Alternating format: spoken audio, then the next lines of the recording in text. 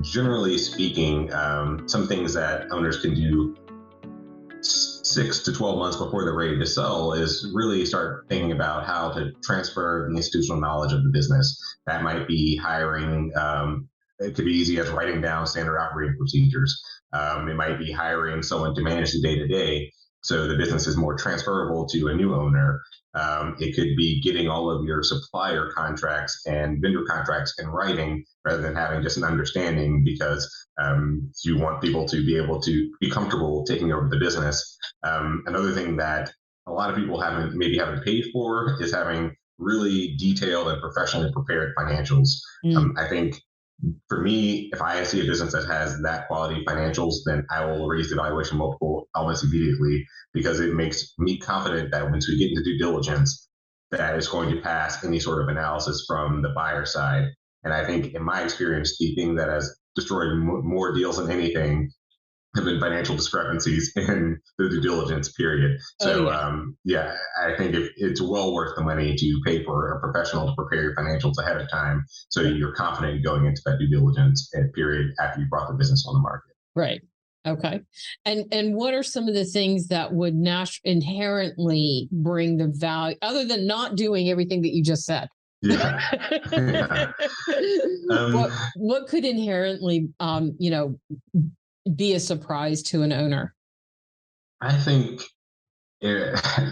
when most people come to us, have been thinking about selling for a while, and they've waited too long. Basically, their business, they instead of selling when you're increasing year over year in terms of revenue and profits, you notice that things are starting to go downhill. You don't know if you have the capacity to increase or recover. So now you decide that you want to sell. And that has been problematic when you go to the market, because buyers particularly, are very worried about seeing year over year decline in terms of revenue and profitability. So I would say don't wait too long. That's been one of the main things.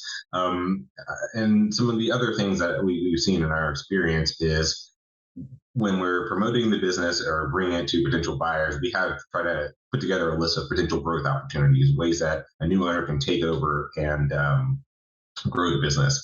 And those growth opportunities are less compelling when there's no data or no information to back up the growth claims. So one example might be, we've seen some demand for our product in Europe, so you should be able to expand to Europe. That is, no data is in that. It's pretty ambiguous, and there's no way to really confirm that. Alternatively, I have seen sellers might do a 1 or 2 time one-off sales or promotions in Europe just to see, or various countries in Europe, just to see if that product has any sort of if there's any desire for the product in Europe. And because they have data to back up, we brought our product there, we advertise on Amazon or Facebook for a couple of weeks, and all of our products sold out in days. So it's not the end all be all, but that's much more data for a potential buyer to think about and analyze and account for when they're deciding on whether they should purchase this e-commerce business. Right. So I would say have data to back up your growth opportunities or growth possibilities when you're going to market is another thing that most sellers have not really done before ahead of time.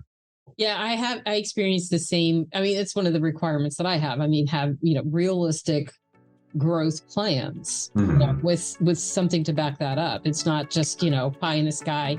Yeah, wouldn't that be great? Yeah. Yeah, wouldn't it be great? Let's have some data to back that up with. That's fantastic.